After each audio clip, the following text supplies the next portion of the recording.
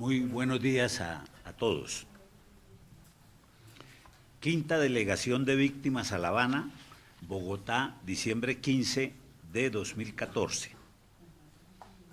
En cumplimiento de la solicitud formulada por la Mesa de Conversaciones en su comunicado del 17 de julio de 2014, la Universidad Nacional, la Conferencia Episcopal y las Naciones Unidas anuncian la quinta y última delegación de víctimas que viajó hoy a La Habana, Cuba, con el propósito de reunirse con la Mesa de Conversaciones.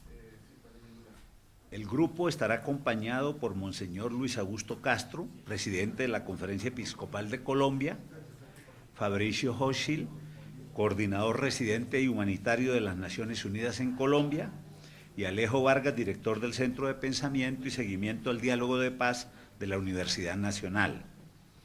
La delegación contará además con la presencia de Belén Sanz, representante para Colombia de ONU Mujeres, Marcela Briceño Don, de la Oficina del Alto Comisionado para los Derechos Humanos, del sacerdote Darío Echeverri, de la Conferencia Episcopal, Camilo Borrero y Carlos Medina Gallego, de la Universidad Nacional. Como organizadores, celebramos que la reanudación de los diálogos en La Habana el pasado 10 de diciembre de este año haya permitido que se realice esta última visita, alcanzando a 60 el número de víctimas del conflicto armado que habrán asistido a los encuentros con la Mesa de Conversaciones. La pronta reanudación de los diálogos tras su suspensión el 16 de noviembre y la solicitud de que la quinta delegación viaje a La Habana en el actual ciclo de diálogos demuestra el compromiso de las partes, no solo con los diálogos de paz, sino también con la participación de las víctimas en este proceso.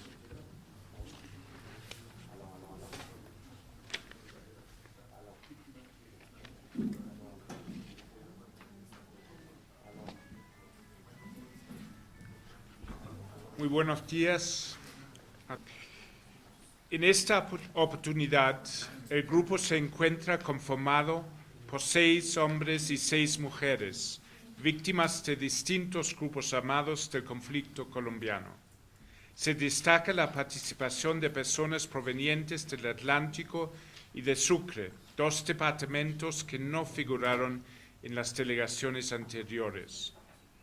En cuanto a los sectores visibilizados por esta delegación, quisiéramos destacar la participación de familiares y víctimas directas, de defensores de derechos humanos, de líderes políticos y de líderes de procesos de reparación colectiva. También se ha incluido un sindicalista y por primera vez se cuenta con la asistencia de un miembro del sector empresarial. El sector académico y universitario está igualmente representado en memoria de los tantos docentes que fueron víctimas de este conflicto. La presencia de una religiosa recuerda los muchos hombres y mujeres de fe cuyo trabajo a favor de los más pobres y vulnerables del país los convirtieron en objetivo militar de diversos grupos armados. Por último, también participa un cabo retirado de las fuerzas militares, víctima de un carro bomba. En cuanto a nuevos hechos victimizantes, la delegación incluye a un sobreviviente de la masacre de Chengue, corregimiento del municipio de Ovejas en Sucre, ocurrida el 17 de enero de 2001 y en la cual fueron asesinados 28 de sus pobladores a manos de grupos paramilitares.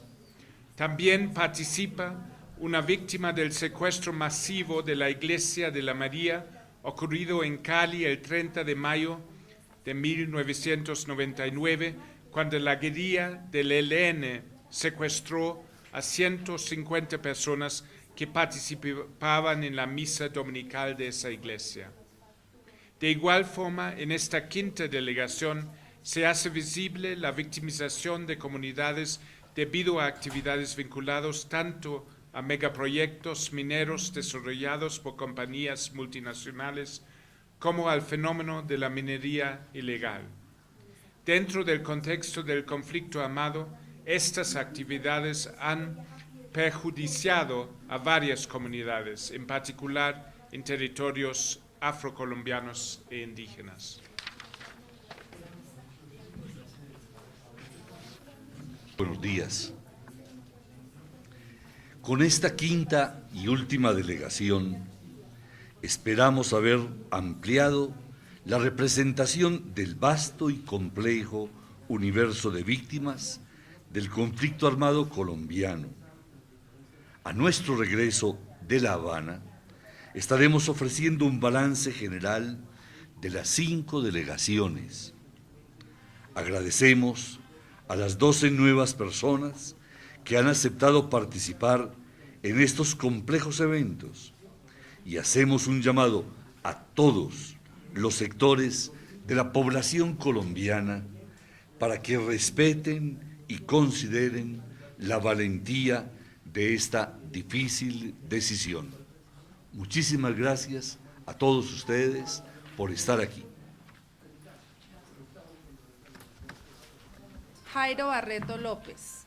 Actualmente es el coordinador de la Asociación de Víctimas de Chengue 17 de enero, la cual hace parte de la Organización Campesina y Población Desplazada y de Red de Líderes en Procesos de Víctimas. De acuerdo con las cifras del observatorio de la misma organización, entre el año 1996 y 2005, los paramilitares realizaron 16 masacres en la región, que dejaron como un saldo un total de 500 víctimas. Estos acontecimientos, a su vez, precedieron episodios de desplazamiento masivo de familias del departamento de Sucre hacia distintas zonas del país. Jairo perdió a varios miembros de su familia en la masacre de Chengue, población de Chengue, corregimiento de Montes de María de Oveja Sucre, perpetrada por paramilitares del Frente Héroes de los Montes de María, quienes en la madrugada del 17 de enero de 2001 sacaron a los pobladores de sus viviendas y luego de llevarlos al parque del poblado asesinaron a 28 de ellos. Región Oveja Sucre. Camilo Villa, hijo de Ricardo Villa Salcedo, reconocido abogado penalista, defensor de derechos humanos, asesinado por paramilitares el 23 de diciembre de 1992. Militante además de la izquierda democrática, periodista, activista social, líder estudiantil, dirigente político del Partido Liberal y luego de la administración M19. Fue igualmente concejal de Santa Marta, diputado del departamento del Magdalena y en sus últimos años senador de la República. Camilo Villa es actualmente el coordinador nacional del Movimiento Nacional de Víctimas de Crímenes de Estado, MOVICE, región Santa Marta, Magdalena y Bogotá. María Susana Portela Lozada, actual alcaldesa de Florencia, Caquetá, economista, madre de 2 hijos. Siendo diputada el 9 de diciembre de 2002, fue víctima de un atentado por parte de la columna Teófilo Forero de la guerrilla de las FARC. Recibió 7 impactos de bala, lo que le implicó someterse a 10 cirugías y 2 años en silla de ruedas, y le dejó secuelas psicológicas. También fue gravemente herido el diputado William Wilches y la periodista Lina María Méndez. Región Florencia, Caquetá. Juan Manuel Hernández Sosa. El día 16 de agosto de 2002, el cabo primero del Ejército, Juan Manuel Hernández, se encontraba en la vía pública a 2 kilómetros del casco urbano de San Vicente del Caguán, cuando se acercó a un vehículo abandonado para proceder a una inspección. En el momento de acercarse, el carro explotó, dejando como un saldo un soldado muerto y 3 heridos, hecho que le ocasionó serias heridas en su cuerpo, entre ellas la pérdida del ojo derecho. Actualmente, Juan Manuel se encuentra retirado de la fuerza pública, vive en Valledupar y trabaja en una fundación, Funsol, que se dedica a asistir los soldados heridos en combate. Región San Vicente del Caguán, Caquetá. Domingo Tobar Arrieta, Ha sido víctima desde 1988 de amenazas, desplazamiento, detención arbitraria y atentados por parte de múltiples actores armados. La mayoría de estos hechos han estado relacionados con su trabajo en el Departamento de Derechos Humanos de la Central Unitaria de Trabajadores CUT y de su papel en la dirigencia de la misma.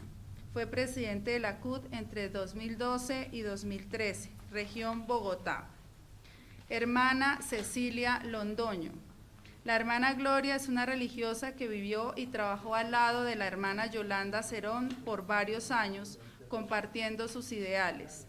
La hermana Yolanda fue la directora de la Pastoral Social de la Diócesis de Tumaco, dedicando su vida al reconocimiento de la dignidad de las personas y comunidades afrodescendientes desde el proyecto educativo y social de la Compañía de María y de la Pastoral Social, a la defensa de la titulación colectiva de las tierras y al uso de los recursos naturales y posesión del territorio, oponiéndose radicalmente a la llegada de grupos al margen de la ley y a su disputa por la tierra y el narcotráfico.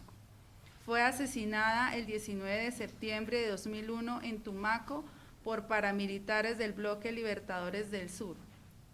En la sentencia condenatoria del Tribunal de Bogotá contra los paramilitares se incluyó una exhortación a fortalecer el tejido social a través de la recuperación de la memoria, redignificación de la señora Yolanda Cerón, de su familia y de la comunidad pastoral a la que perteneció, así como de toda la población de Tumaco que fue beneficiada con el trabajo de esta víctima. Región Tumaco-Nariño. Francia Márquez.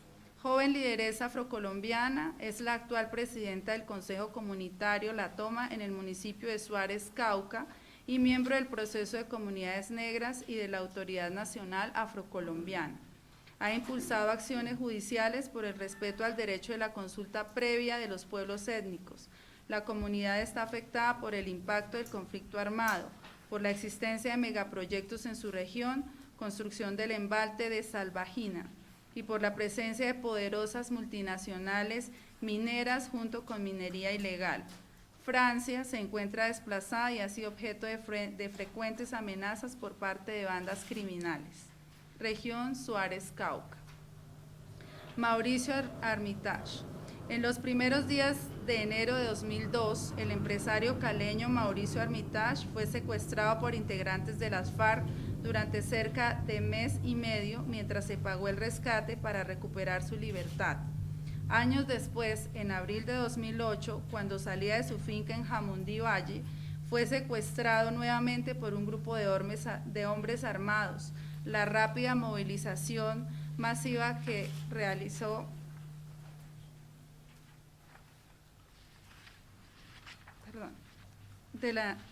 la rápida movilización de las Fuerzas Armadas conminó a los secuestradores a liberarlo. Armitage perdonó a sus secuestradores y está comprometido en actividades de reconciliación. Es presidente y propietario de la Siderúrgica de Occidente, SICDOC, y del Ingenio de Occidente, fundador del Grupo Empresarial del Valle. Reparte utilidades entre sus empleados cada 90 días y a través de su fundación está transformando al barrio Siloé en Cali, región Cali-Valle. Nilson Antonio Liz Marín. Nilson Antonio es líder de la Junta de Acción Comunal del Tambo, Cauca, representante de los campesinos y líder del proceso de reparación colectiva de la Asociación de Usuarios Campesinos ANUC. Es víctima de desplazamiento causado por diferentes grupos armados. Ha aparecido en listados de personas a eliminar y ha sido víctima de varios atentados contra su vida. Miembros de su familia han sido amenazados e intimidados. La ANUC es sujeto de reparación colectiva y a la fecha ha sufrido más de 90 asesinatos de directivos nacionales y regionales. Región Tambo, Cauca. Piedad Córdoba Ruiz, dirigente política, ex senadora de la República, muy activa en su apoyo al proceso de paz y en acciones humanitarias, especialmente en relación a la liberación de miembros de la fuerza pública y políticos. En 1999 fue secuestrada por paramilitares. Desde 2000 Tiene medidas cautelares de la Comisión Interamericana de Derechos Humanos. Estuvo exiliada en Canadá debido a las amenazas contra ella y su familia. Actualmente sigue recibiendo amenazas de parte de diferentes grupos contrarios a su posición política, región Antioquia y Bogotá. Isabela Bernaza Paredes. El 30 de mayo de 1999, más de 150 personas se encontraban en medio de la misa dominical cuando un hombre vestido de camuflado y con fusil se acercó al sacerdote para pedirles que evacuaran porque había una amenaza de bomba. Afuera, varias decenas de guerrilleros armados los subieron en 2 camiones y se los llevaron. Fue el primer secuestro masivo que realizó el ELN en Colombia. Isabela Bernaza fue una de las personas secuestradas junto a su esposo y sus 2 hijos de 10 y 13 años. Su hijo menor fue liberado inmediatamente, el otro a los 15 días y solo 6 meses después fueron liberados Isabela y su esposo. Actualmente trabaja en Valle en Paz, corporación privada que busca contribuir al logro de la paz, promoviendo el desarrollo integral de las comunidades rurales, región Cali-Valle. Magda Correa de Andrés, hermana de Alfredo Correa de Andrés, ingeniero agrónomo y sociólogo, defensor de derechos humanos, profesor en las universidades del Norte y Simón Bolívar, rector de la Universidad de Magdalena. Fue asesinado el 17 de septiembre de 2004 cuando trabajaba en una investigación sobre desplazados en los departamentos de Bolívar y Atlántico. Meses antes de su muerte había sido detenido en su residencia en Barranquilla y trasladado a las instalaciones del DAS en Cartagena por un proceso en su contra por rebelión, como presunto ideólogo de las FARC. Un mes después fue puesto en libertad por falta de pruebas. Por su homicidio, la justicia declaró la responsabilidad penal del exdirector del DAS, Jorge Noguera, y del exparamilitar Rodrigo Tobar Pupo, alias Jorge 40, región Barranquilla Atlántico. A continuación, entonces, damos inicio a la rueda de prensa. Les pedimos que por favor den sus nombres y el medio que representan. Muchas gracias. Reflejados los acuerdos que no se podría quedar por fuera. Gracias.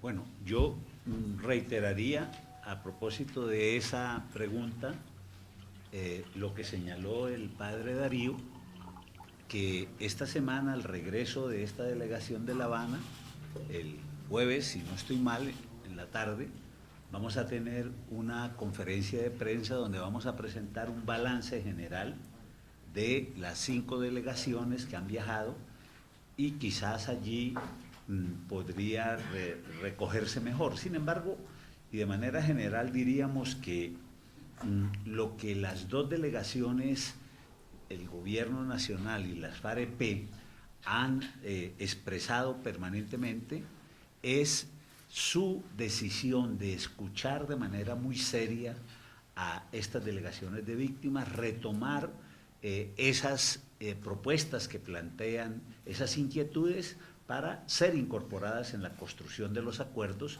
sobre el tema de víctimas. Si puedo agregar dos palabras. Ustedes se van a recordar que esas víctimas vienen después de una serie de foros que organicemos la Universidad Nacional y las Naciones Unidas. Y lo que salió de estos foros y lo que se repite en los encuentros con la mesa son básicamente 4 grandes demandas de las víctimas. La demanda por la verdad, la demanda por un adecuado reconocimiento y la demanda por la reparación.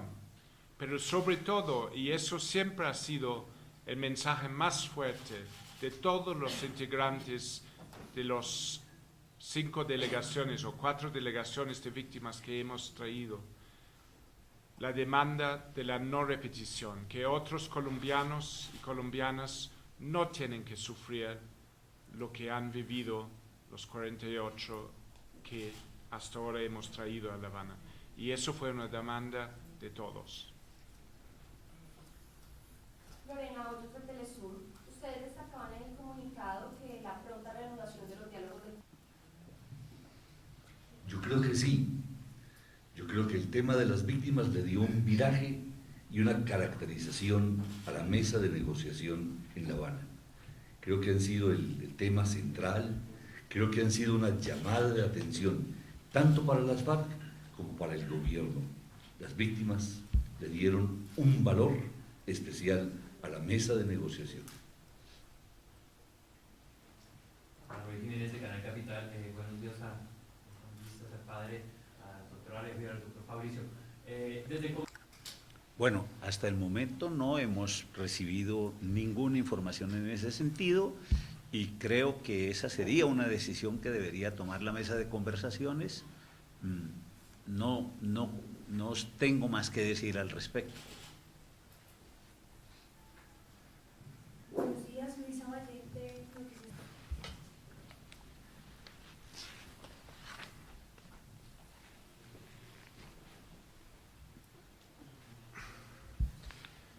Bueno, se filtró la lista que fue muy lamentable, entonces normalmente pasa que personas no pueden viajar por muchas diferentes razones, pero no publicamos eso.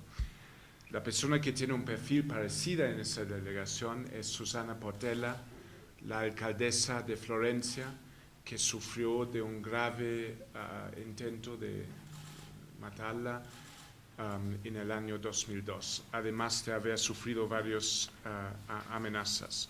Y sabemos que los alcaldes y alcaldesas en Colombia han sufrido mucho a través de ese conflicto y para nosotros fue importante visibilizarlo.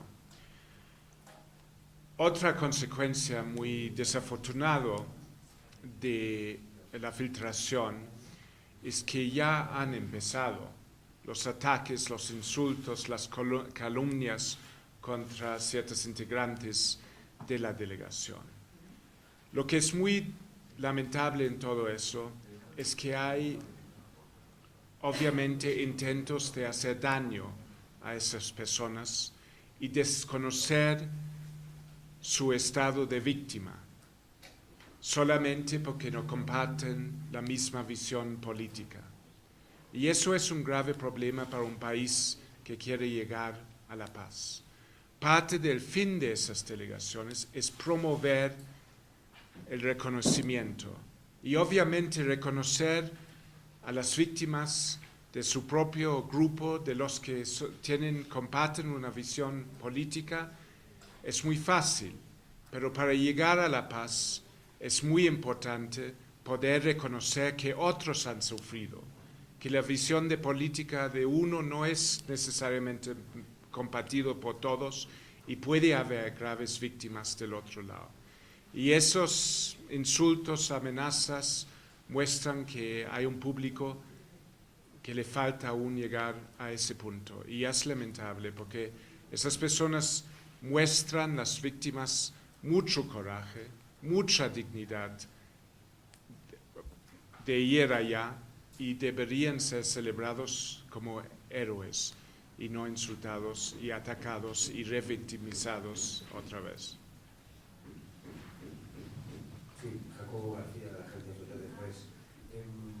Hemos conocido los nombres de las personas que van, los que quieren, los que no van. Quería saber si de alguna forma cuántos rechazos o gente no ha podido formar parte de este grupo y si no quieren dar nombres o no pueden dar nombres, en esencia, ¿qué argumentos han esgrimido para no acompañar a este grupo de víctimas? Se han conocido algunos nombres, desde el escritor Héctor Abad, por ejemplo, que no forman parte de este grupo.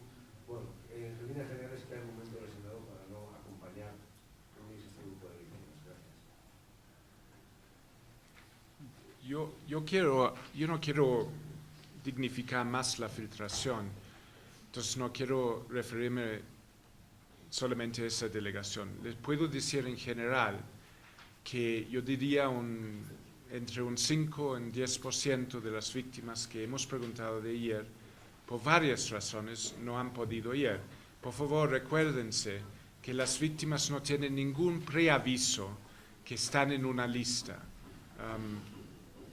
las razones les puedo explicar después. Entonces, muchas veces se les informa con apenas 2, 3, 4 días antes del viaje. Muchos tienen compromisos familiares. Algunos nos ha tocado ni estaban dentro de Colombia. Otros tienen deseos de ir, pero hay preocupación también por la situación de las amenazas por que no van. Pero debemos decir que creo que nosotros como organizadores hemos sido muy agradablemente sorprendidos que la gran mayoría, diría 11 de 12 en cada caso, quiere ir y hace arreglos muy complicados muchas veces para arreglar sus vidas para poder ir. Entonces es más bien la excepción, pero ustedes se pueden imaginar. Estoy seguro, si pregunto a 12 de ustedes si nos pueden acompañar en 3 días, uno de los 12 por alguna razón me va a tener que decir que no, porque se va a casar, porque tiene un hijo que tiene otro viaje previsto, etc. Son razones de la vida. Buenos días, Ivonne Vargas de Caracol Radio. Lo que yo quiero saber es, por ejemplo, en el caso de los congresistas, o acá congresistas víctimas. Creo que si se analiza las listas se va a ver que hemos tenido una representación fuerte de víctimas de la guerrilla, incluyendo algunas personas que participaron en esta reunión a la cual usted hace referencia.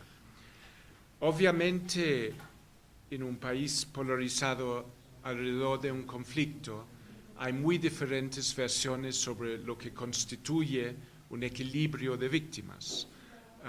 Y hay algunos que dicen que no hemos incluido un número suficiente de víctimas de la guerrilla. Hay otros que dicen exactamente el opuesto, que han faltado víctimas del Estado, por ejemplo. Es muy difícil esta tarea porque existen visiones tan opositorias, pero nadie, creo, puede cuestionar la presencia fuerte que ha habido en esas delegaciones, en cada una de ellas, de víctimas de la guerrilla.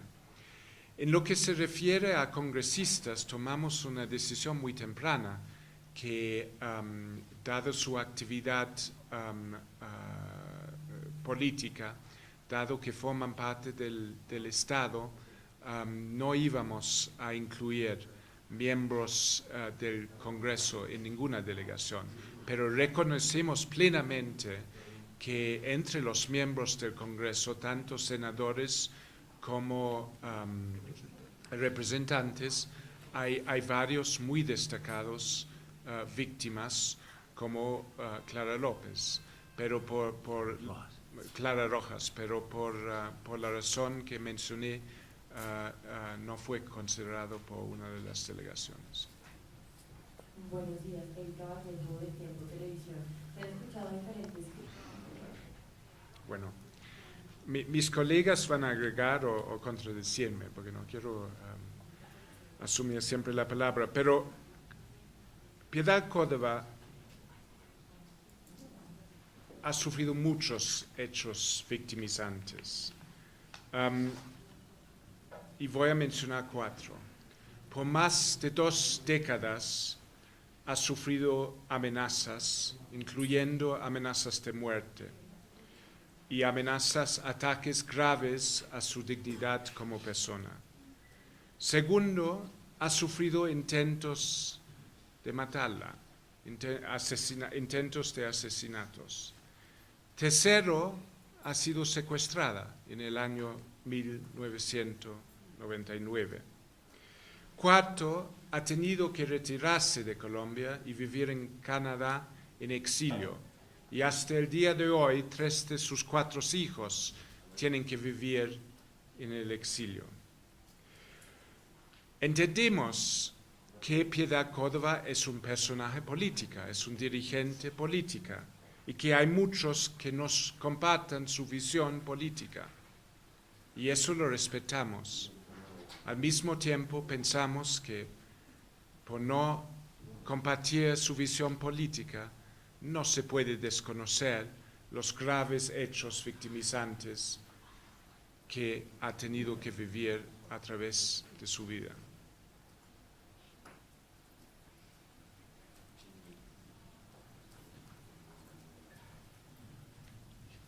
Las partes que están en la mesa, que han sido las que han conducido el conflicto, respondan por los hechos que ha generado el conflicto de lado y lado, tanto del Estado como de la guerrilla. Bueno, yo comparando con otros procesos, yo creo que ese proceso es único. Hay varios ejemplos en otros procesos de paz donde se ha incluido delegaciones de la sociedad civil. No hay ningún otro ejemplo donde de una manera tan sistemática se ha tratado de incluir las voces de las víctimas. Y yo creo que eso hecho por sí muestra un reconocimiento. El hecho que esa mesa, las primeras delegaciones oficiales que recibe son de las víctimas. Eso sí muestra el deseo de la mesa de llegar a un reconocimiento de las víctimas de lo que han sufrido y tratar de reparar las injusticias por las cuales han tenido que pasar. Eso es único y se debe celebrar. En lo que se refiere a mecanismos para asegurar responsabilidades en un proceso de paz, hay muchos diferentes modelos. Cada modelo es único, cada modelo responde a la historia particular del país y no dudo que Colombia también va a construir su modelo. Y creo que sí hay un reconocimiento que en este conflicto hubo violaciones graves cometidos contra personas que llevaron uniformes, como contra civiles, y cualquier mecanismo tiene que poder considerar todos estos hechos graves de todos los victimarios y no enfocarse solamente en un grupo. ¿Qué tan importante es para movilizaciones de una u otra manera contra las víctimas del conflicto? Bueno, el tema ahora en la mesa es las víctimas. Yo creo que lo acordado, y el mismo secretario general lo ha dicho, lo acordado sobre el tema de drogas políticas fue histórico. Si se logra implementar, va a implicar un gran cambio en Colombia y para la región y para el mundo. Y creo que dentro de este acuerdo hay un lenguaje muy claro sobre la relación entre la guerrilla y el cultivo ilícito. Y lo más importante es que en ese acuerdo hay un compromiso muy claro, muy poco ambiguo, que la guerrilla rechaza el cultivo ilícito y llegando a poder implementar el acuerdo se va a comprometer en ayudar con la erradicación y apoyar a las comunidades con la erradicación y la sustitución por otros cultivos. Y creo que eso es un paso histórico y esperamos y deberíamos todos trabajar para que eso se pueda implementar.